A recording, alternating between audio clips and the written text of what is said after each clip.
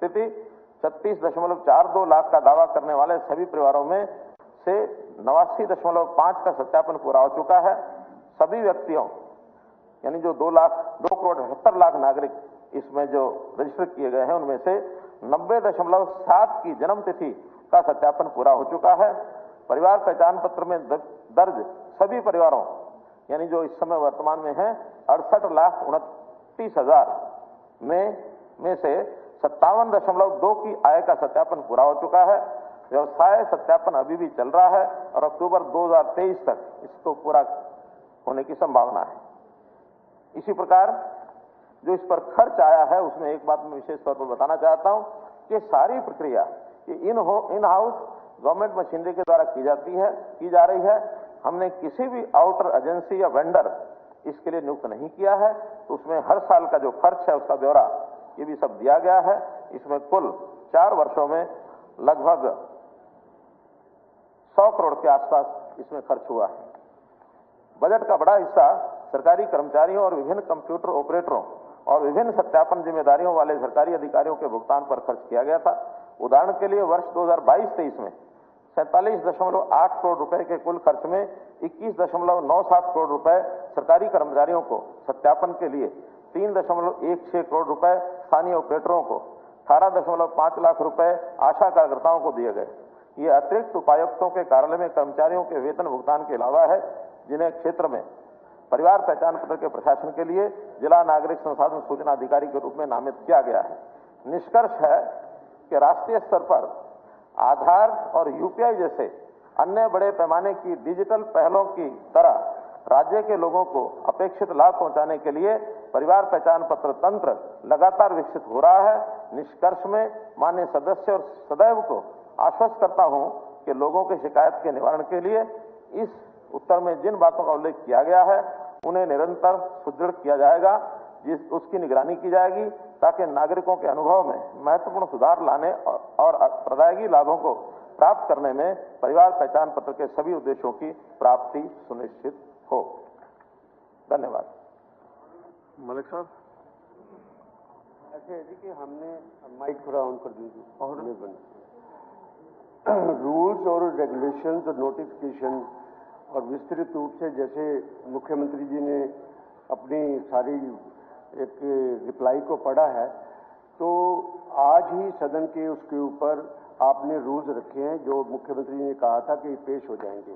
उसके लिए हमने आर्टिकल रूल 169 और 70 का भी आपको नोटिस दिया और इतनी चर्चा हो रही है तो उस इशू को भी साथ में लेके और उसकी चर्चा भी साथ में हो जाए। किस इशू की? हाँ जी, कौन सा इशू? कौन सा? रूल्स का जो नोटिफिकेशन है, हाँ जी, जो रूल्स हुए हैं वो भी तो हमें उसमें अमेंडमेंट करने की सजेशन तो दी जाए, हमें परमिशन तो दी जाए कि हम उसमें क्या क्या गलत है, क्या क्या गलत नहीं है, क्या सरकार कर रही है, किस तरह कर रही है, किस प्रकार से कर रही है, वो मौका मिलना चाहिए उस बात के। रूल आप इम्प्लीमेंट कर रहे, 2022 में आपने रूल बना दिए, 2022 में आपने नोटिफिकेशन कर दी और उसके बाद हमें उसको कहने का मौका मिलना चाहिए ना कि ये रूल ठीक है कि नहीं ठीक है। देखिए आज अभी टेबल भी नहीं हुई जी। आज टेबल हो गया ना, आज टेबल होगी तो फिर हमारे को मौका अब कब मौका मिलेगा? अब आ गया तो हमको भी मौका मिलना चाहिए रूल्स के मुताबिक, क्योंकि 3 दिन का समय, 3 दिन का समय और सत्ता पक्ष कुछ नहीं कहते कि आज ही पेश हुए हैं सब कुछ। तो हमारे लिए 3 दिन एप्लीकेबल हो गए। अब रूल्स के अंदर आपने ही किया हुआ है। मैं रूल्स में लिखा इसलिए कि 3 दिन की कंडोन किया जाएगा, बिकॉज आज 29 को ही वो रूल पेश हो रहे हैं। नहीं, मुझे रूल पेश हो रहे हैं तो वो रूल ऑनर स्पीकर सर वो बिल्कुल गलत है, उस पर बोलने का मौका दिया जाना चाहिए। तो उसके बाद भी डिस्कस हो सकता है। कब डिस्कस हो सकते हैं? 6 महीने बाद डिस्कस होंगे। नेक्स्ट उसमें डिस्कस हो सकते हैं। आप अगर लिख करके देंगे, अगर नहीं लिख कर देने वाली बात नहीं है, इतना बड़ा मुद्दा है और it's a dream project of the chief minister and we are not allowed to speak. नहीं, मुझे लगता है कि जो सुझाव आप देना नहीं, आपने 8 पेज का उन्होंने रिप्लाई तो पढ़ दिया और हमारे को आप बोलने का मौका नहीं दे रहे। किसी आप बोल रहे मौका क्यों नहीं दे रहे? हम नहीं मौका नहीं दे रहे। आप मौका दे रहा हूँ मैं, बोलिए आप इसके ऊपर बोलिए। हाँ, इसके ऊपर बोलते हैं। पहले ये बोलेंगे सिंह बोलेंगे, उसके बाद में 3 मैं भी बोलूंगा, गीता जी भी बोलेंगे और साथ में वरुण जी भी बोलेंगे। बस ठीक है, आप कहिए सर।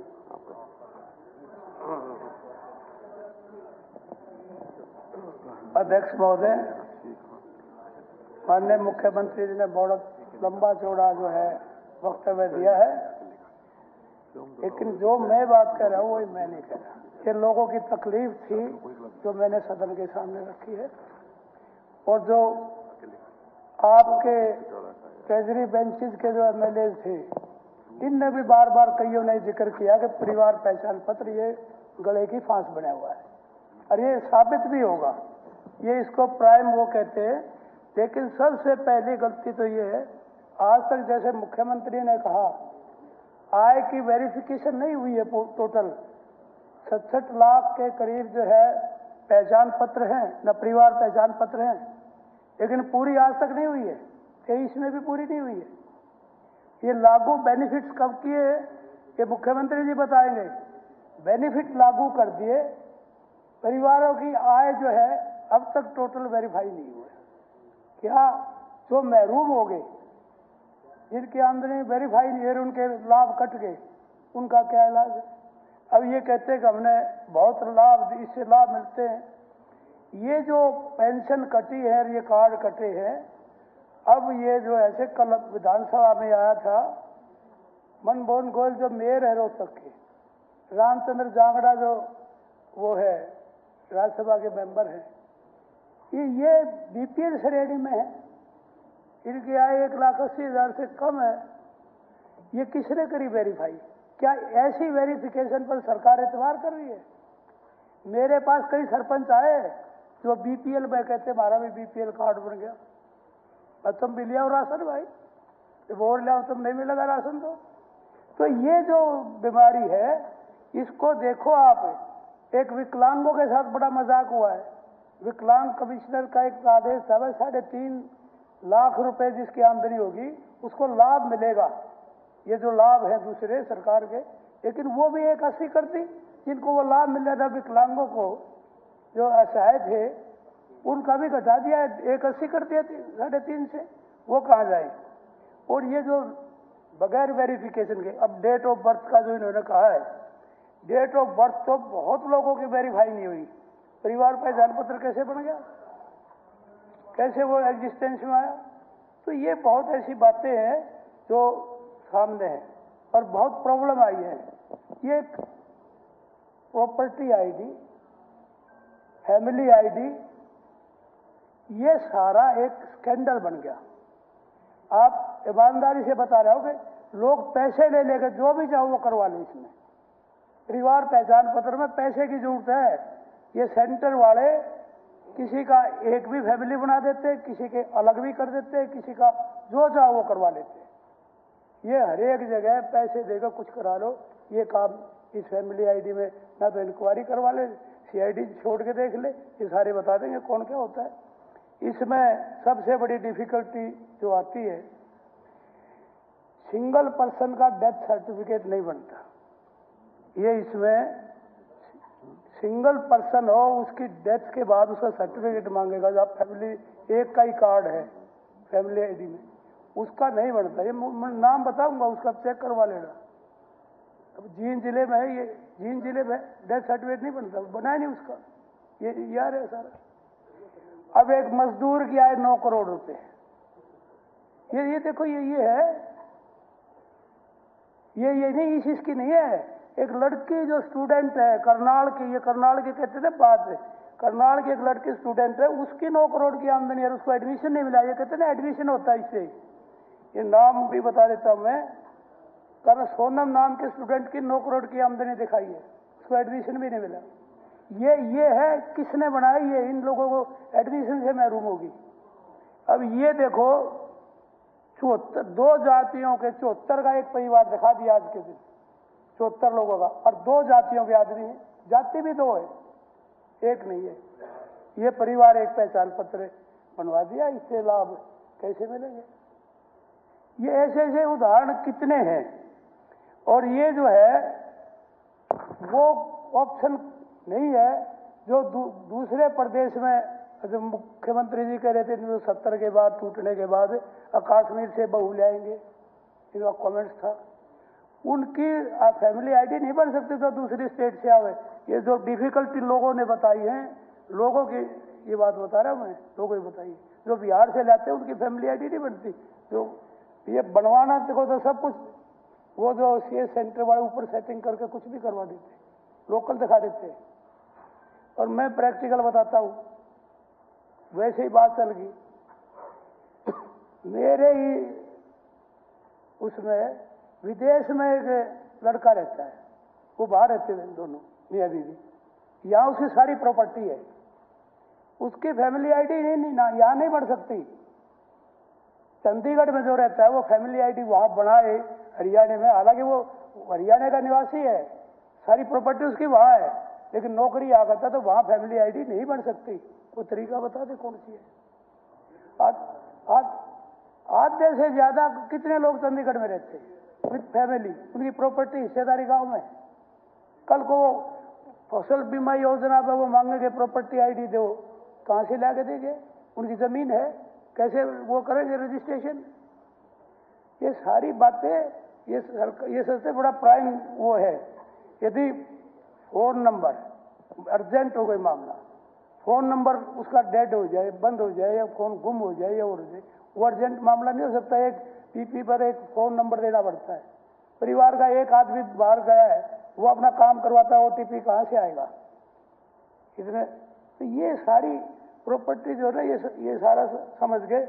ऑक्यूपेशन का ऑप्शन नहीं है, बिजली का बिल है, फैमिली। आज तो राशन कार्ड जो है ना, बीपीएल कार्ड, 12,000 का बिल आ जाएगा, कट जाएगा।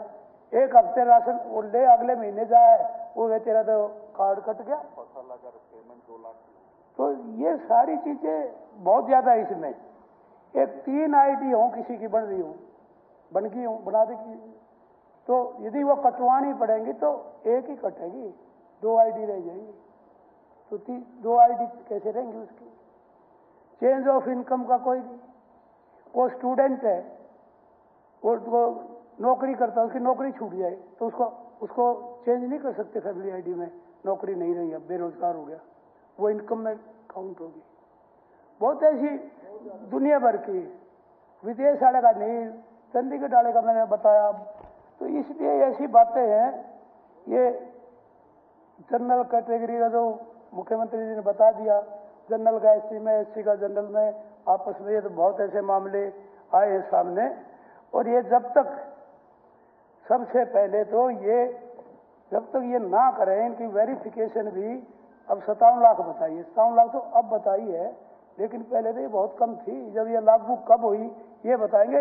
ये जो पीपी से कब ये फैसिलिटीज ऐड करी, किस तारीख को कौन कौन सी ऐड करी, और वेरिफिकेशन इनकम की हुई कि ना, क्या ये इनकम से कंसर्न थी या नहीं? एक तो ये मेरा सवाल है इस बात का। तो इनका जो मैंने बताई डिफिकल्टीज, इनका पोर्टल पर जो फैमिली मर्ज करने की, जन्म तिथि ठीक करने का ऑप्शन, ज्वाइंट पीपी को अलग अलग करने का, एक परिवार को फाइनल सबमिशन नहीं हो सकती। अगर गलती से 3 आईडी बन गए तो उसमें दो ही रहेंगी। लड़के की शादी दूसरे राज्य में हो जाए तो पत्नी का नाम नहीं जुड़ सकता। तो इस प्रकार की ये प्रॉब्लम्स हैं बहुत सारी। इनका सॉल्यूशन क्या है? चाहे सरकार नाट जाएगी, सरकार के पास तो नहीं होगा, लेकिन प्राइवेट सेंटर वाले जो है ना, वो सारा सॉल्यूशन कर देते हैं। तो ये सिर्फ करप्शन का सेंटर खोल रखा है, लोगों को परेशान करने का। आधे लोग तो आते रहे भाई, ये तो होना चाहिए। तो ये मेरा ये कहना है कि इसको वापस ले ले, उसी में पाएगा। चलिए। हाँ जी सर। ये वैसे तो ये जो कॉलिंग अटेंशन मोशन है सिर्फ जगबीर सिंह मलिक नहीं, पर साथ में आपको या तो उसको अलग आर्गूमेंट्स कर लें इसके बाद में, because this matter is being discussed. और फिर आप थोड़ी प्रायोरिटी को सोचोगे। आज ही तो रूल पेश हो रहे हैं, अब मौका तो प्रिंसिपल जिससे मिलना चाहिए। इसके ऊपर बोलिए। ठीक है sir. Thank you sir, thank you speaker sir. ऐसे है जी कि सबसे पहले तो मैं आऊंगा कि परिवार पहचान पत्र के सेक्शन 3(1) के अंदर सरकार ने एक नोटिफिकेशन इशू की है। In exercise of the powers confirmed by the subsection 1 of the section 3 of the Haryana परिवार पहचान पत्र, Haryana Parivar Pahchan Authority, with the approval of the state government, hereby notifies the data field specified in Part 1 and Part 2 of schedule appended to this notification as comprising the information to be provided by each family and for the family by the adult member of the family for entitlement to obtain a Parivar Pahchan Patra chief executive officer Haryana परिवार पहचान पत्र। ठीक है sir. अब मैं सबसे पहले इस बात के लिए आता हूं सर कि ऑनरेबल स्पीकर अपना चीफ मिनिस्टर ने केएस पुट्टास्वामी की जजमेंट को कोट किया अपने उसके अंदर। I think that officers have not properly briefed the Honorable Chief Minister regarding the what Justice Puttaswamy judgment says. And I'll firstly refer, I'm going to the right of privacy has been infringed. This is a constitutional right. And I'll make a firstly reference, Honorable Speaker, sir, to the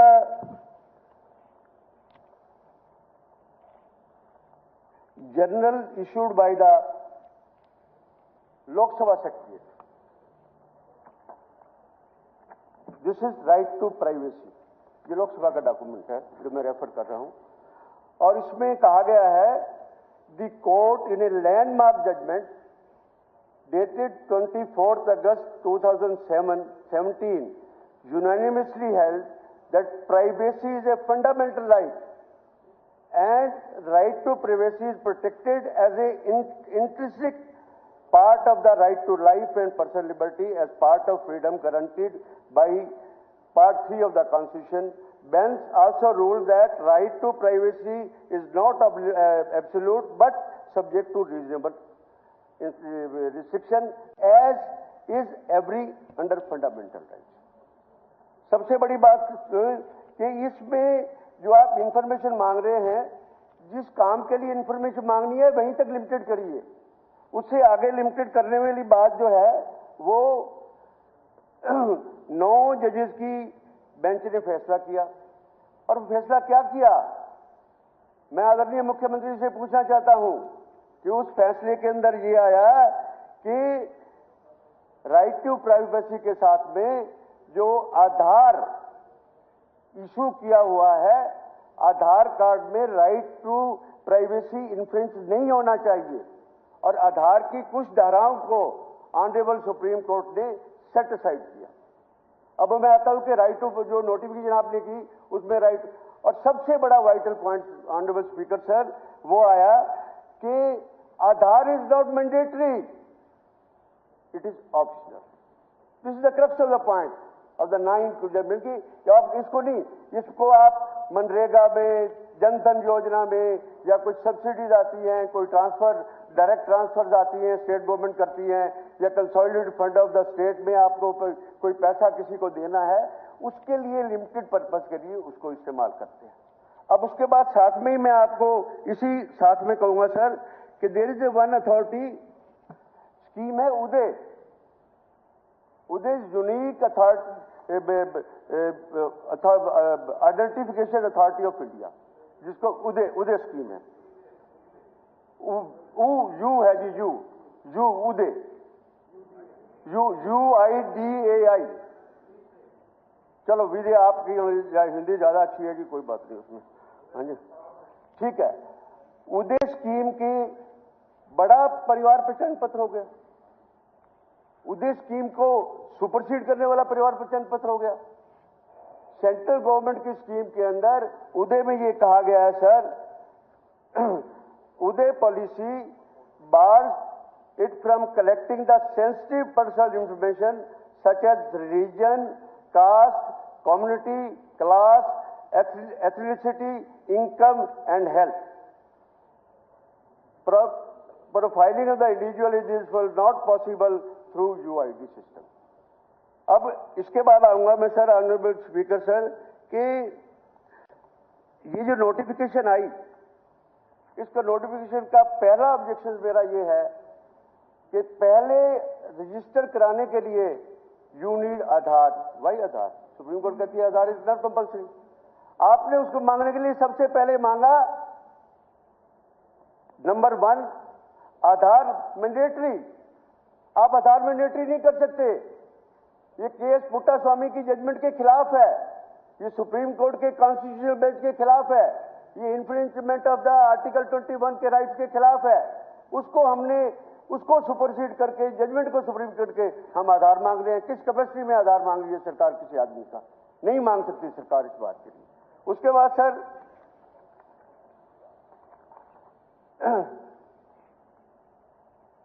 column number है 18। This is very important speaker sir, आपने मौका दिया, आपका बहुत बहुत धन्यवाद इस बात के लिए।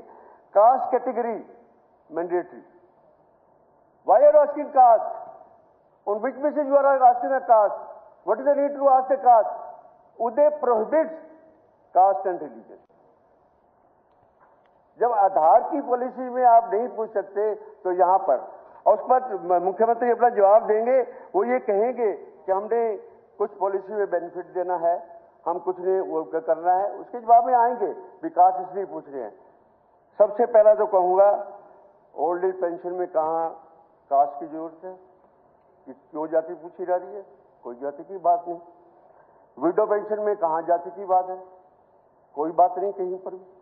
उसके बाद लाडली स्कीम में कोई जाति की बात नहीं है, सब बराबर है उसमें। पीडीएस सिस्टम आप कहते हैं कि हमने 20 लाख को अपना राशन दे दिया, 30 लाख को राशन दे दिया, वहां तो कास्ट नहीं है सर। जाति के आधार पर क्या आप पीडीएस देंगे? हर एक गरीब आदमी का पीडीएस दे रहे हैं, आधार पूछने का हक नहीं आपको फिलहाल। उसके बाद सर डिसेबिलिटी सर्टिफिकेट, डिसेबिलिटी कोई भी हो सकता है, ये जरूरी थोड़ा है कि कोई जाति के हिसाब से वो डिसेबिलिटी होगा, आप उसकी जाति पूछेंगे।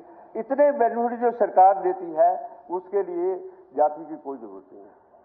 और जाति वाले मामले में सर एक में सबसे बड़ा पॉइंट ऑनरेबल कोर्ट के सामने कि ये सरकार इस बात का फैसला करे आज कि सेंट्रल गवर्नमेंट का वर्डिक्ट ठीक है, सेंट्रल गवर्नमेंट की बातें ठीक है या स्टेट गवर्नमेंट की बात ठीक है।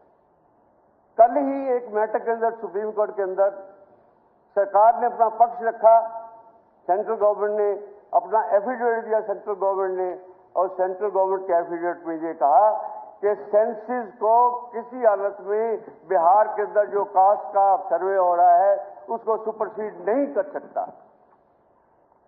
जब वहां पर कहते हैं या तो स्टेट फैसला कर ले कि हम सेंटर से बड़े हैं, स्टेट फैसला कर ले कि यूनियन ऑफ इंडिया से हम बड़े हैं, हम यहां पर पूछ रहे हैं, और वहां अपना वो स्टैंड करते हैं। ये स्टैंड क्लियर कर ले जब अपना रिप्लाई दिए इस बात के लिए। अब आता हूं मैं सर नेक्स्ट,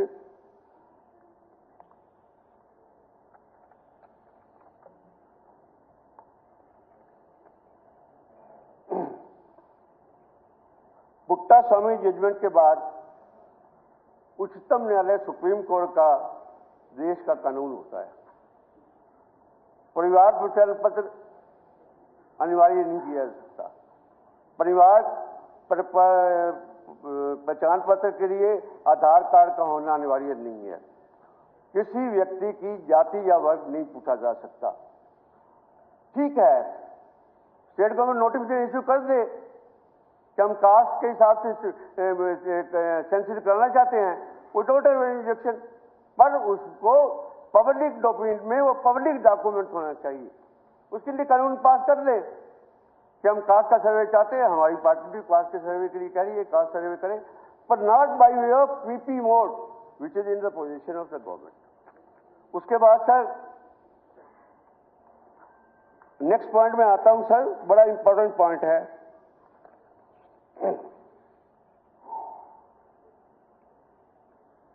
1 लाख फैमिली को आप आइडेंटिफाई करने के लिए 55 लाख फैमिली से आप डाटा मांगते हैं। मैं खड़ा हूं, कोई खड़ा है, मुझे कोई बेनिफिट सरकार से नहीं चाहिए। मैं अपनी पर्सनल लिबर्टी में अपने डॉक्यूमेंट्स क्यों डिस्क्लोज करूं सरकार को, किस कैपेसिटी में डिस्क्लोज करूं? अगला कॉलम आता है sir, column number 22, pan card mandatory. मैं क्यों बताऊं मेरा पैन नंबर क्या है? किस कैपेसिटी में सरकार पूछ रही है? क्या सरकार के पास अथॉरिटी है कि मेरा पैन नंबर पूछे? फिर कहता है पैन नहीं है तो अपनी इनकम बताओ। इसके लिए रिफॉर्मेटिव हम इस बात के लिए सजेशन भी देंगे आपको, आपके थ्रू सरकार को सजेशन भी देंगे उस बात के लिए कुछ है। फिर उसके बाद कहते हैं कि आपकी टोटल इनकम की है। जिस आदमी ने कोई आपसे रिलीफ नहीं लेना है, 1 लाख फैमिली के हिसाब से 5.5 लाख फैमिलीज, 55 लाख फैमिलीज ने वहां पर कोई रिलीफ नहीं लेना है, तो वो आपको क्या हक है सरकार के पास कि उसकी टोटल इनकम बताए? क्यों बताऊं मैं अपनी टोटल इनकम? आप ABCD किसी का ही देखिए, सरकार नहीं, इनकम टैक्स डिपार्टमेंट पूछ सकता है, ठीक है, उनका राइट है, मेरा रिटर्न भरने का राइट है, सब कुछ है, नहीं पूछ सकता सर।